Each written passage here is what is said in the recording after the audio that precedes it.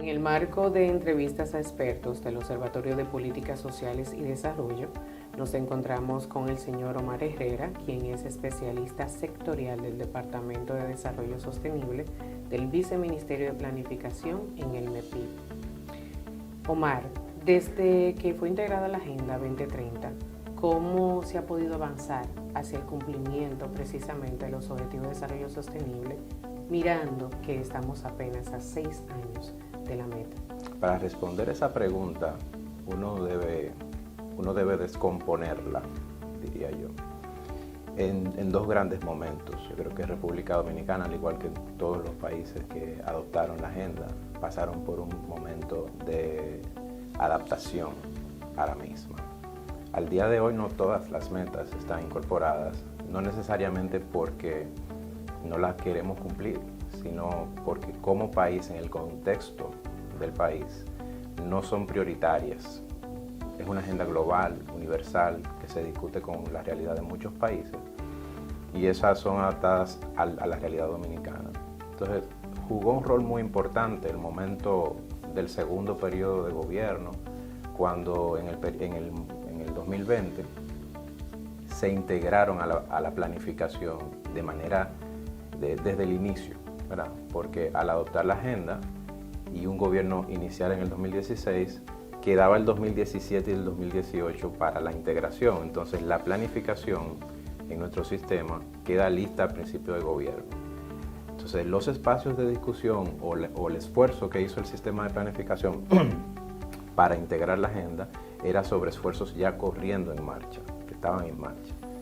Es en el 2020 que se da ese primer momento o la oportunidad de hacer una planificación tomando en consideración las metas que ya se priorizaron en ese primer periodo.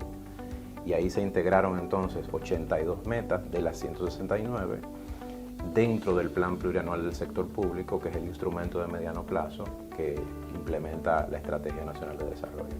En ese sentido, ubicarnos en ese momento es muy importante desde el punto de vista de la implementación de la agenda, para uno decir, sí, desde el punto de vista de la integración la hemos integrado, desde el punto de vista del cumplimiento de las mismas, tiene el mismo pronóstico y el mismo diagnóstico, diría yo, en gran medida, que lo que ha venido sucediendo con la Estrategia Nacional de Desarrollo. Hay aspectos que se ha avanzado suficiente y otros aspectos rezagados, que lo podemos ir desglosando también. Cuando hablas de integrado, esas metas específicas que se estudiaron para asumirse dentro de la agenda nacional, obviamente, se hizo de una manera inteligente y específica a nivel sectorial con las entidades que iban a tono con esas metas, o lo hicieron a nivel macro de acuerdo a la agenda de planificación nacional. Sí, fue una combinación de ambas cosas, porque el marco de planificación que da la Estrategia Nacional de Desarrollo te permite abarcar múltiples sectores. Ahora, desde el punto de vista de la formulación y de la elaboración de un informe ya detallado de las metas a priorizar, se agotó un proceso de consulta y de participación de las instituciones muy intenso. De hecho, jugó un rol muy importante la institución donde estamos ahora mismo, porque fue el coordinador el Gabinete de Coordinación de Políticas Sociales fue el ente, y es al día de hoy el ente coordinador de una de las subcomisiones de la Comisión de Desarrollo Sostenible, y ese proceso fue muy participativo. ¿Qué sucedió? Y pudiéramos decir, el hecho de que en el 2020 tuviéramos un año tan crítico desde el punto de vista de que llega COVID-19 y hay un cambio de gobierno, ese ejercicio queda documentado y luego es tomado en consideración para la planificación del periodo de gobierno 2020-2024. Entonces, fue desde lo macro hasta lo más específico sectorializado, porque combinó luego estrategia, plan plurianual, programa de gobierno y metas priorizadas. Y todo el ejercicio de integración ya fue, imagínate que en el 2016 fue con 169 metas, en el 2020 fue con 82 metas priorizadas, dejando algunas cosas complementarias y transversales, obviamente. Así que si lo veo dentro del marco de la pregunta, una combinación de ambas cosas para que pudieran reflejarse aspectos de ODS en todos los planes sectoriales que quedaron aprobados.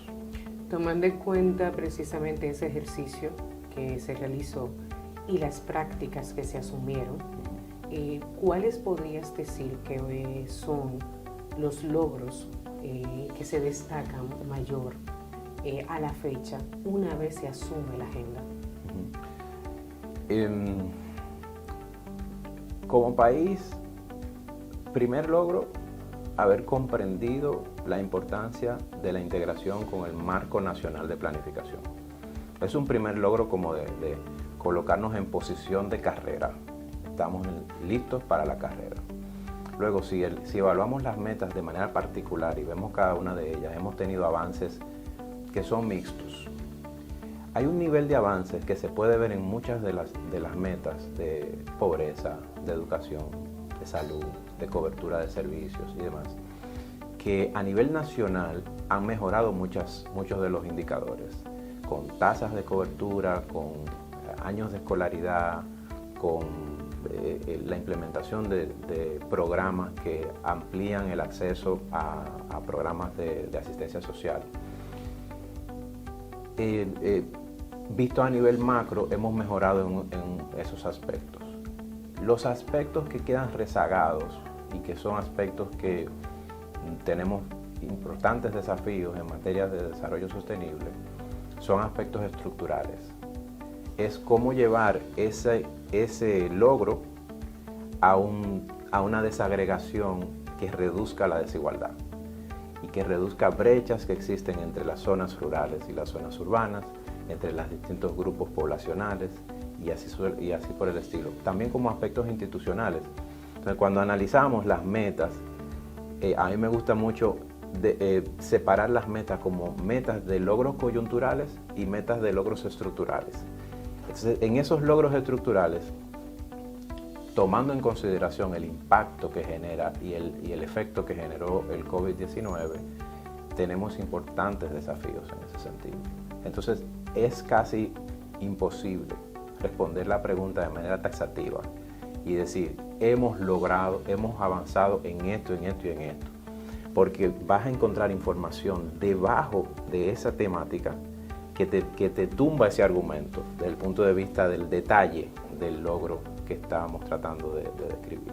Si dices que la pobreza se ha reducido en República Dominicana y ves algunas regiones donde la pobreza se mantiene igual o incluso está a niveles superiores por el impacto en esos primeros años del impacto del COVID, y la comparas esa región con algunos de los países más pobres del mundo y estamos casi igual. Entonces, una persona parada en ese sector, parada en esa comunidad, va a cuestionar que yo diga que hemos avanzado en la reducción de la pobreza. Y lo mismo pasa con educación, con salud y demás. Entonces, esos desafíos que están implícitos en el logro hacen que la respuesta sea mixta. Y digamos, hemos avanzado en algunos aspectos generales, en algunos aspectos más desagregados, todavía mantenemos unos desafíos ahí. ¿Existen mecanismos que pudieran evaluar y monitorear el cumplimiento o el alcance que se han tenido en los ODS? ¿Y qué dicen esa data? Sí, existen, y es uno de los desafíos dibujar mejor el mapa para el monitoreo. ¿Por qué? Porque de 169 metas iniciales, partimos de la discusión con 244 indicadores. ¿Qué pasa? Los países no estábamos preparados para mesurar 244 indicadores. En los mejores casos, los países hemos podido medir ciento y tanto de indicadores, dejando un desequilibrio entre las metas. Hay objetivos que tienen mucha medición, como el objetivo de salud, y objetivos que tienen casi nula medición, como un objetivo de producción y consumo sostenible. Entonces, sí se ha avanzado en levantar información de fuentes de información relacionados con temas sociales, económicos, pero temas ambientales e institucionales son más difíciles de medir. Entonces, en ese sentido, la Oficina Nacional de Estadística y el Sistema Estadístico Nacional juegan un rol muy importante. Y el sistema de planificación complementa ese esfuerzo porque, por un lado, se levantan las informaciones o se fortalece la capacidad estadística para generar el dato y, por otro lado, se utiliza la información para monitorear y evaluar los esfuerzos que se están haciendo. Entonces, trabajan de la mano y necesitan mucha coordinación ambos sistemas porque uno es la demanda y otro es la oferta. Y entonces, en ese sentido, aunque se ha creado un portal para ODS que está funcionando desde el 2016, administrado por la Oficina Nacional de Estadística, han proliferado un conjunto de plataformas creadas por las instituciones para darle seguimiento a los mismos temas que trabajan. Entonces, podemos tener mucha disponibilidad de información y ha crecido la disponibilidad de información. El reto entonces es articular en torno a un mismo sistema. ¿Para qué? Para que desde el punto de vista de quien sea que esté buscando la información pueda encontrar una misma información. No es solo República Dominicana, todos los países tienen esos desafíos de poder proveer un dato oficial sobre una cifra. Y República Dominicana ha tenido algunos avances y algunos rezagos en ese sentido también. O sea, el Sistema Estadístico Nacional ha seguido fortaleciéndose, se levanta información desagregada en la medida de lo posible, se descansa mucho en encuestas y censos para levantar información desagregada a nivel de territorio, cuando existe un potencial muy grande en los registros administrativos de las instituciones.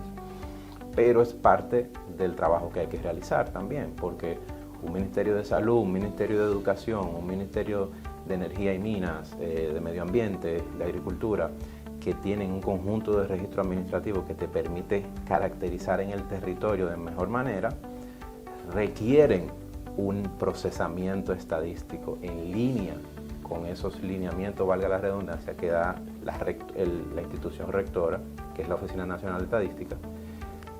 Sin embargo, romper esos patrones de aislamiento o de coordinación, de falta de coordinación, es parte del trabajo que hay que realizar también para tener a esa respuesta que se le puede dar a una pregunta como esa, dar una sola respuesta de que tenemos puesto en marcha y que cuando entramos a ese portal encontramos el dato oficial, requiere toda la ingeniería detrás de la que estoy diciendo. Entonces, yo creo que hemos tenido un desempeño más o menos bueno, con el apoyo también de Naciones Unidas en ese sentido, como gerentes de los datos, custodios de los datos, pero el país requiere todavía fortalecer más su capacidad estadística para poder monitorear mejor su avance. Teniendo la observación de lo que arrojan precisamente estos datos, ¿cuáles son las principales fuentes de financiación, pero también de apoyo técnico que se tienen en los proyectos que están vinculados a los ODS? Y por igual, ¿cuál es la estrategia que se juega para que otros actores se puedan vincular a esos proyectos y también el papel que pueda jugar el propio sector privado? Claro. Hay que partir diciendo que República Dominicana corre la suerte de los países de renta media alta en materia de financiamiento. Y es que los países de renta media alta, históricamente, en la historia reciente, han venido recibiendo cada vez menos fondos no reembolsables. Accesan con mayor facilidad a mercados financieros por una cuestión de estructura económica y se vuelve el país objeto de recepción de inversión y se convierte en una opción de inversión. Entonces, accesar a los mercados financieros se vuelve un poco más fácil desde el punto de vista de mercado de bonos y demás, pero la ayuda oficial al desarrollo deja de priorizar este tipo de países. Sin embargo, algo que los Objetivos de Desarrollo Sostenible, la Agenda 2030, contiene de manera integral, es la necesidad de que la movilización de recursos sea doméstica. Y los países tenemos que, y asumimos, y es una gran diferencia de los Objetivos de Desarrollo del Milenio, donde los países en el día de hoy asumen una responsabilidad mayor de financiamiento de los esfuerzos para el desarrollo.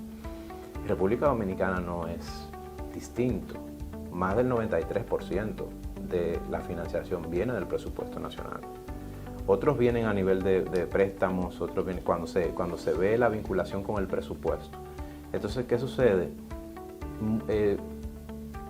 El financiamiento es público, pero la movilización de recursos de terceros es todavía una tarea pendiente de integrar. El sector privado, la sociedad civil, las academias, en su día a día aportan a los ODS. Lo que ha faltado es un marco integrado de financiamiento que les dé un lugar en la mesa y que articulen y hagan sinergia entre todos.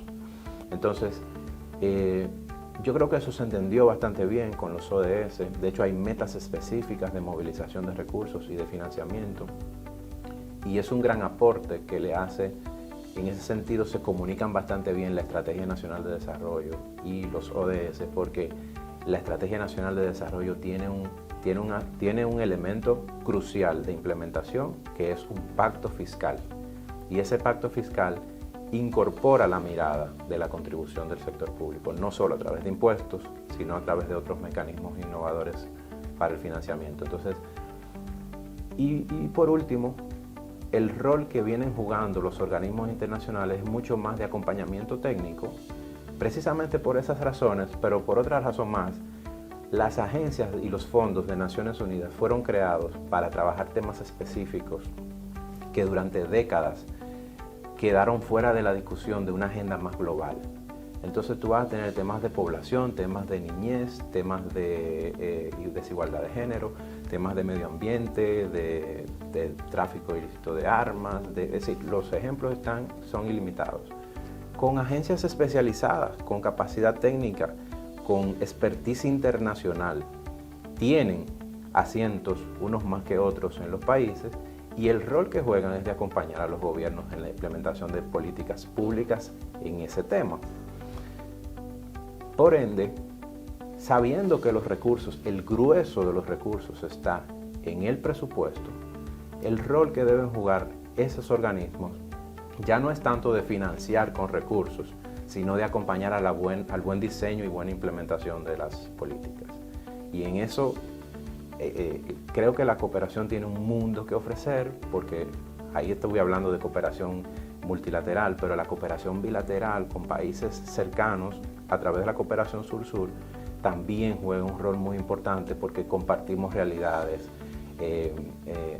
Mis proyectos favoritos son los proyectos que compartimos con países que tienen las mismas problemáticas que nosotros, porque se aprende mucho del país más avanzado. El país más avanzado tiene 200 años de desarrollo por encima de nosotros.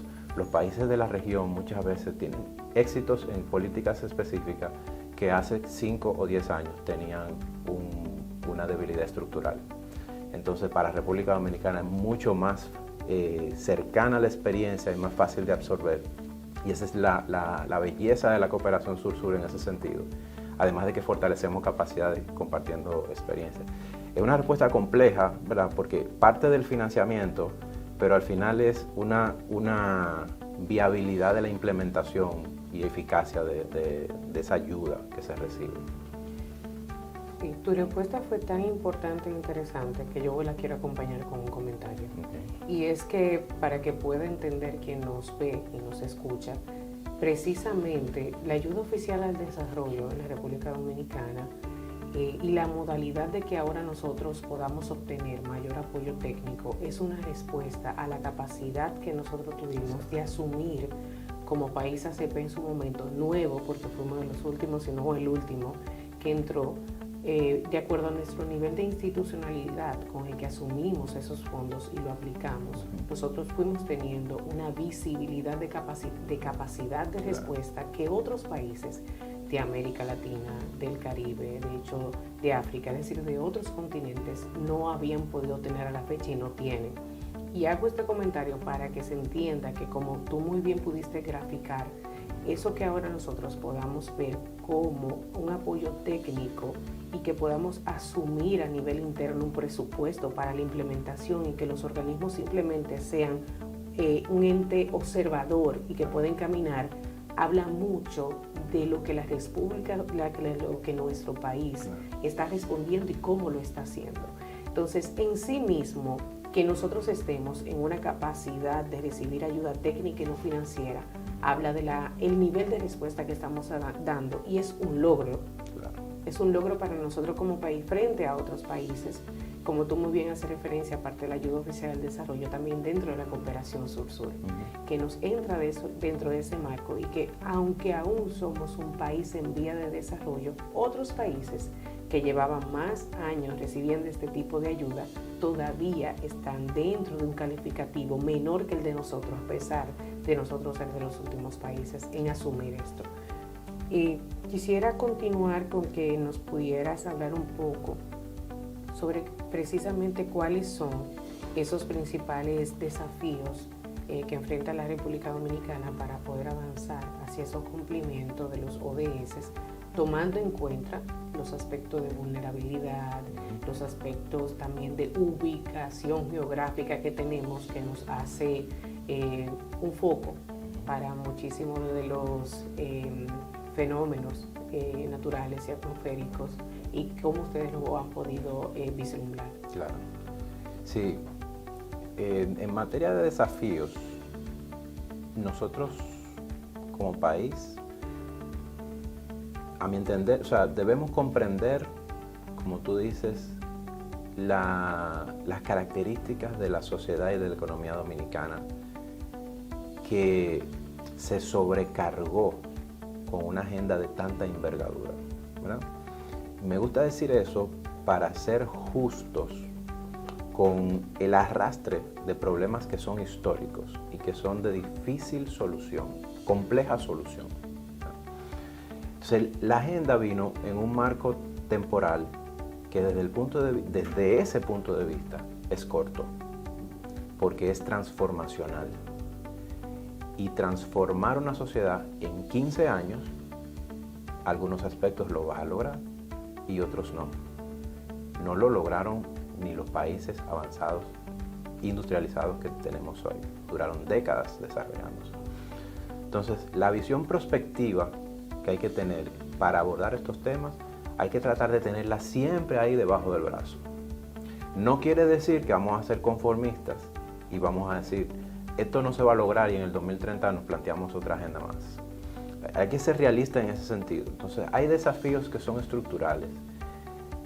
Para mí, en primer lugar, la República Dominicana tiene que continuar avanzando en fortalecimiento institucional.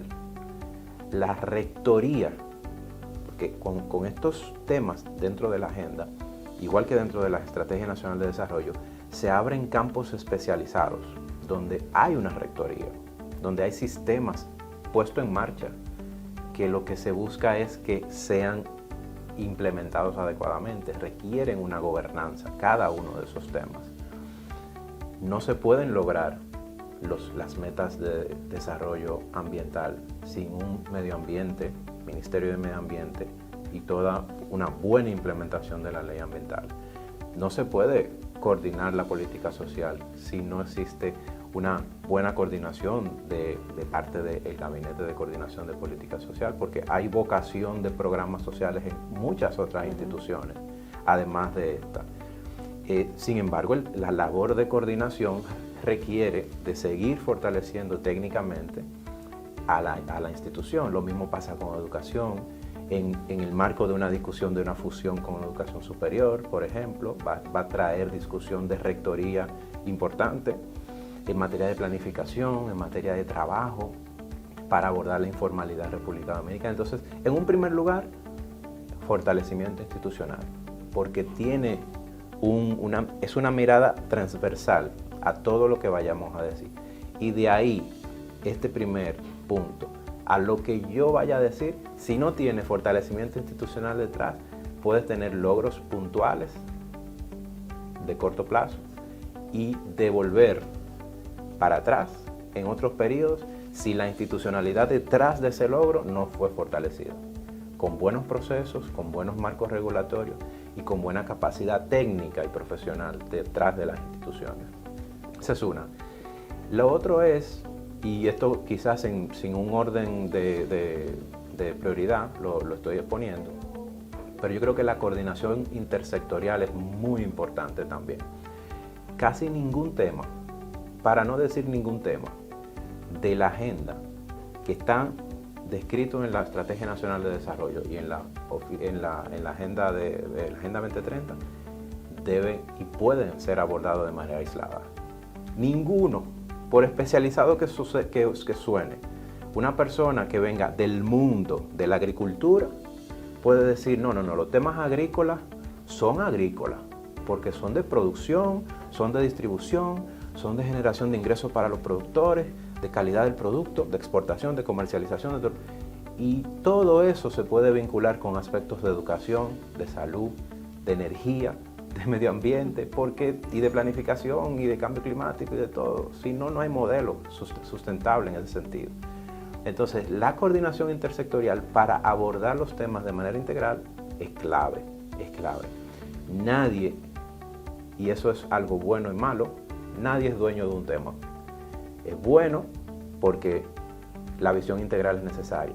Es malo porque a veces es difícil asignar la responsabilidad exclusiva dentro de la planificación. Es muy importante para la ejecución la responsabilidad en todo el proceso de las etapas de planificación. En tercer lugar, yo creo que nosotros tenemos que tener una visión adaptativa enfocada hacia la resiliencia económica, social, ambiental y demás. Planificamos muy bien para un entorno, para mi gusto, poco cambiante. Y aunque tengo que decir que hemos estado aprendiendo, ¿verdad? Porque es reciente el conocimiento en ese sentido. Estamos transitando distintas transformaciones desde el punto de vista poblacional, desde el punto de vista tecnológico y digital, desde el punto de vista democrático y la forma en la que la sociedad civil se involucra con los gobiernos. El cambio de estructura de edades, el cambio de panorama internacional que nos hace insertarnos como una economía pequeña pero que debe agregar valor a una cadena global más compleja. El agotamiento, potencial agotamiento de recursos naturales que han sustentado el modelo económico de República Dominicana. La discusión de nuevas reformas, a reformas que han agotado su tiempo, por ejemplo. Entonces, yo creo que debemos mirar siempre, ser cada vez mejores, es un gran desafío, de mantener una visión prospectiva de cambio y de adaptación. Aprender de estos impactos nos ha permitido también hacer una planificación más orientada a qué pasaría si esto pasa de nuevo. Entonces, en ese sentido. Y yo creo que dos cosas más, y es, uno, seguir fortaleciendo espacios de coordinación y de participación. En un primer momento, cuando llega la agenda, se fomenta mucho más el espacio de coordinación de la Comisión Nacional Interinstitucional de Desarrollo Sostenible. Y creo que ganó momentum. Ahí muchas instituciones se sumaron al esfuerzo porque había un primer momento de comprender la agenda y ver el lugar en el que estaba cada quien. Si venía una institución de la sociedad civil, rápidamente era necesario ver su participación en esta discusión porque iba a determinar el accionar de los próximos 15 años. Ese momentum, como dijimos al principio, cambió de tono. Ahora es más bien de priorizar dentro de estos 6 años que quedan y poder participar en una próxima discusión de agenda post-2030. Eso hizo que se perdiera un poquito la potabilidad del espacio y ya cada quien dentro de su cancha implementa la partecita que le toca. Hay que retomar ese diálogo. Quizás hay que darle un tono prospectivo de que esta agenda, si bien no se ha agotado, requiere énfasis y discusión a futuro. Y eso es algo que es un reto pendiente. Y lo último, yo diría que es que la capacidad estadística y de monitoreo debemos seguirla fortaleciendo. En ese sentido necesitamos integrar la planificación con las estadísticas. Y concatenando con lo anterior, la importancia que tiene unificar estadísticas con planificación es trascendental. Cuando hacemos planificación, levantamos evidencias que nos permitan diagnosticar adecuadamente la situación. Y la realidad de muchos indicadores es que se tiene información actualizada, pero la realidad de muchas dimensiones del desarrollo es que no se tiene información actualizada y se parte de diagnósticos cualitativos, generales, de referencias comparadas, mas no necesariamente con información detallada, actualizada. Y lo más importante de ese diagnóstico de capacidad estadística es que más de la mitad de la información necesaria se genera en registros administrativos de las instituciones, que se generan en la provisión de los servicios que ellas dan, llenando fichas, creando bases de datos. Entonces, la capacidad estadística está en las instituciones. ¿Por qué la planificación puede potenciar eso? Porque dentro de la formulación estratégica, si hay un componente de capacidad estadística, va a ser atendido y le van a destinar recursos, se van a establecer objetivos específicos en ese sentido. Y de ahí es que se deriva toda la potabilidad de información para administrar todo el ciclo de planificación, porque de ahí es que viene el monitoreo, de ahí es que viene la evaluación. Entonces, es un punto que lo dejé de último, pero es trascendental, porque si no damos palos a ciegas. Y para eso es muy importante que ambos sistemas, el estadístico y el de planificación, trabajen de la mano para lograr ese cometido. Todos esos desafíos a los cuales tú haces referencia son evidentes, palpables. Sin embargo, no podemos olvidar que hace 4 años República Dominicana estuvo en un proceso de pandemia, que no fue el único país, obviamente, porque la pandemia fue una pandemia generalizada, y que esto ralentizó muchos proyectos, procesos y demás, no solo del Estado o del tren gubernamental, sector privado y demás, es decir, todo el sistema productivo nacional.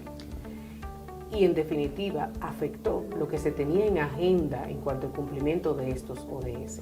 ¿Qué se está haciendo actualmente para mitigar los efectos de esta paralización por tanto tiempo? Claro. Imagínate que a nivel global se diseña una agenda que se discute por años, viene discutiéndose desde la misma implementación de los ODM, y se trata de atacar problemas que son transformacionales del planeta. Ya de por sí existía la complejidad de poder lograr estos objetivos, que son muchos por la capacidad que tuvo de integrar muchas agendas dentro de la misma agenda. No se podían imaginar, no hubo suficiente evidencia o voces lo suficientemente sonoras para que se pudiera plasmar dentro de la agenda que podía suceder una pandemia o una guerra de escala mayor, por ejemplo, o algún efecto externo que pudiera afectar. Entonces, para los países, ya de por sí era difícil lograr la agenda. Imagínate lo que significó cerrar la economía de los países, cerrar los mercados laborales, que hubo que destinar recursos para el sector salud por la naturaleza del problema, y hubo que compensar esa falta de actividad destinando recursos y programas específicos para eso, que creó déficit fiscal en los países, que creó una emisión monetaria excesiva que luego se refleja en un proceso inflacionario súper importante en todo el mundo, un sobreendeudamiento de parte de los países. Entonces, República Dominicana, una economía pequeña que participa de una economía mundial, pero que tiene poca incidencia y es altamente dependiente de factores externos, no era de esperar otra cosa que recibiera un alto impacto. Nosotros, como país, creo que supimos en su momento, dadas nuestras capacidades, adoptar medidas adaptativas importantes, que yo creo que suavizaron un poquito el efecto, pero dejaron una coletilla de efectos que todavía al día de hoy está cargando principalmente la fiscalidad de la República Dominicana, porque al necesitar accesar a endeudamiento y a destinar recursos al área social para poder asistir a la población afectada, se deterioraron muchos servicios. Dentro del mismo sistema de salud se deterioraron servicios también que estaban ya establecidos con programas de asistencia, de vacunación, de atención primaria y demás, de otras enfermedades también. Y eso se fue arrastrando. Entonces, el mayor desafío ha sido corregir ese momento de ajuste. No puede ser muy brusca la corrección porque hay aspectos estructurales que hay que atender. República Dominicana tiene un mercado laboral altamente informal que hace que sea débil desde el punto de vista de su estructura poder proveer a la población de protección social de manera sostenida. Por lo que implica la informalidad. La informalidad implica una falta de integración formal, valga la redundancia, a la sociedad y al esquema de protección como tal. Entonces, quienes sufrieron los mayores efectos negativos de la pandemia fueron personas que precisamente podían insertarse en el mercado laboral de una manera precaria.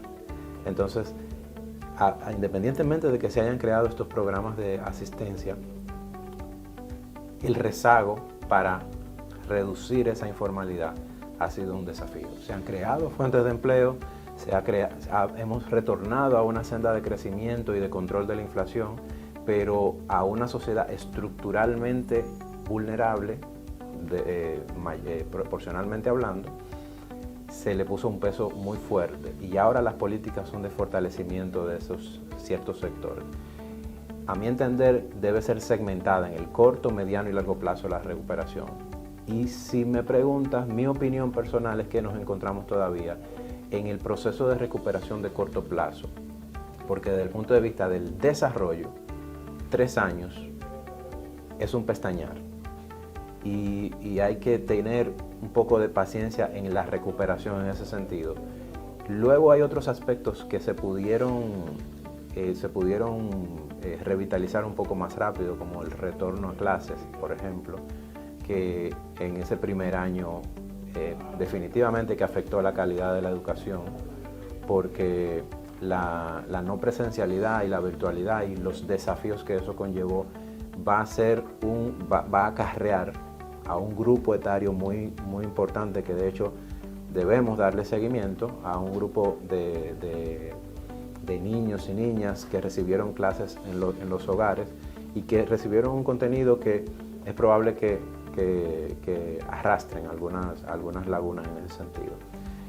Y luego podemos analizar cada uno de los aspectos de manera sectorializada. La recuperación en aspectos más estructurales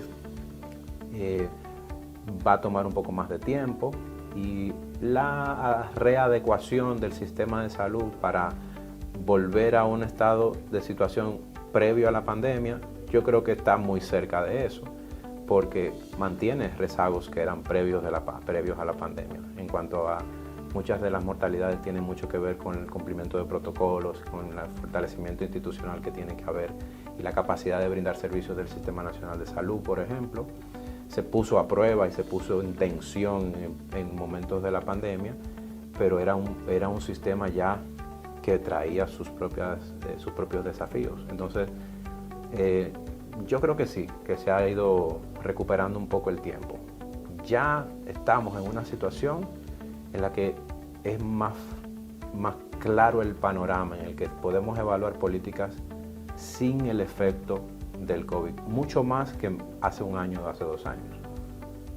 No quiero ser redundante, ni que tú tampoco lo seas en tus afirmaciones y respuestas argumentativas, pero sí quisiera finalizar con que pudieras quizás identificarnos cuáles son esas estrategias que consideras importantes para que de una manera efectiva podamos cumplir con la agenda de los desarrollos sostenibles para este 2030. Sí. Desde la planificación se ha entendido en su justa dimensión el momento en el que estamos. Sabemos que nos toca un periodo de mediano plazo, que es el último completo previo a culminar la agenda. Porque luego el otro periodo es 28-32. Entonces el 28-32 se va a dedicar a participar de lleno en la formulación de una nueva estrategia y de una nueva agenda una agenda post 2030. Entonces, entender este momento nos ha permitido poner el énfasis en aspectos que son cruciales para cumplir con las metas priorizadas, pero a la vez prepararnos para una discusión que va a venir, que en su momento va a ser de coyuntura. Se continúa impulsando y tratando de fortalecer la planificación territorial. Uno de los grandes desafíos que tuvo la Agenda de Desarrollo internacional y nacional fue llevar a los territorios la planificación y partir de los territorios para la planificación, porque son dos vías. Entonces, en ese sentido, en este periodo o en estos esfuerzos más próximos se está haciendo mucho énfasis en eso, tratando de implementar las regiones únicas de planificación, dejando que sean cada vez más los espacios locales que definan prioridades o que articulen los actores. Necesitan un acompañamiento del sistema de planificación como tal, porque muchas de esas capacidades tienen que ser construidas todavía. Esa visión integral, transversal, de que la cohesión territorial es una política transversal, de hecho, en la estrategia, se va a tratar de fortalecer.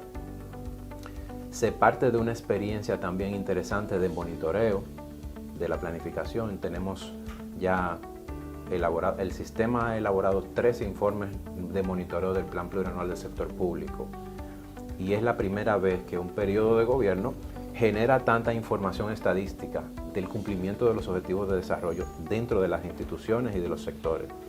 Y yo creo que eso ha generado evidencias suficientes como para uno saber a nivel de semáforo qué está rojo, qué está verde, qué está amarillo, y poder poner énfasis en ese sentido. Entonces hay que, como decíamos anteriormente, fortalecer la resiliencia, no perder ganancias que se han tenido en el pasado en aspectos sociales y aspectos económicos, y ganar un poco más en aspectos que son históricamente rezagados, como seguir integrando la dimensión ambiental en la discusión del desarrollo y seguir integrando la dimensión institucional en el desarrollo, y que instituciones importantes de rectoría jueguen su rol, cumplan su rol en ese sentido.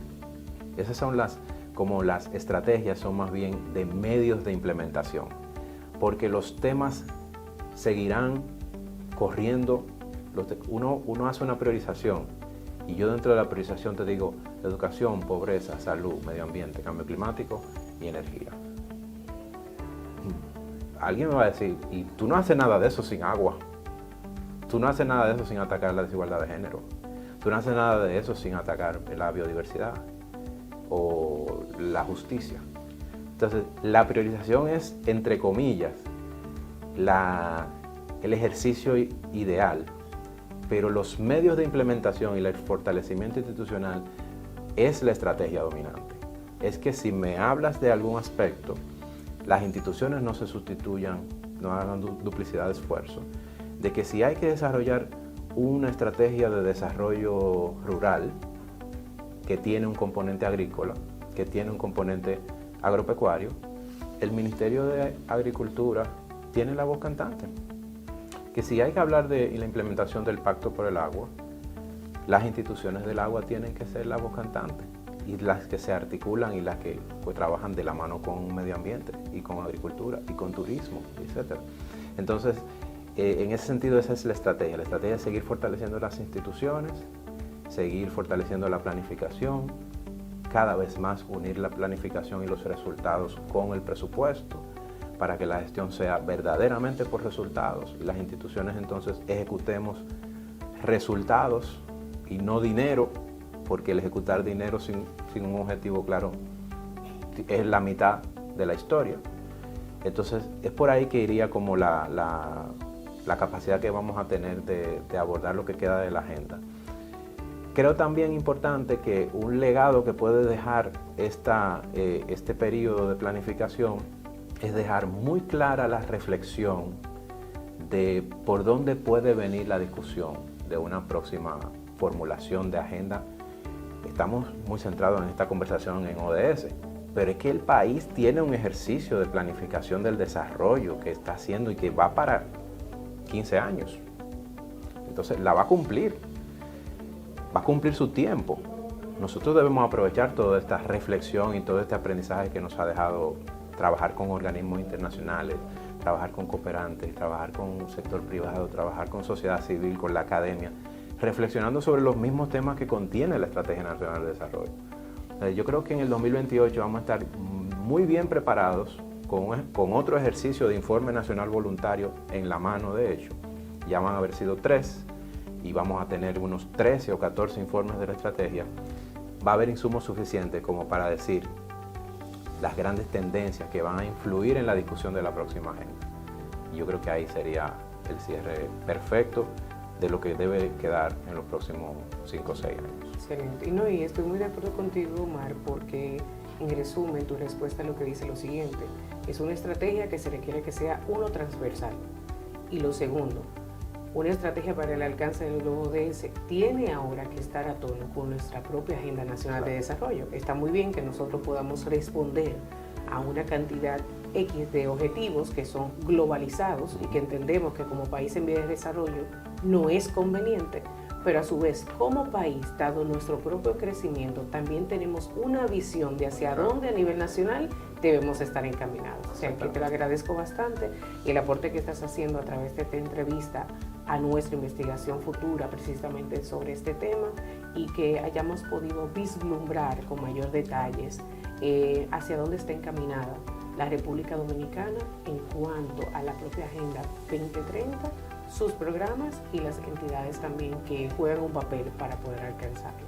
Muchas gracias, muy honrado por la invitación. Y admiro también el espacio que han podido crear también con este tipo de entrevistas, de ejercicios. Creo que hace falta este tipo de reflexión, invitando expertos y especialistas de las áreas.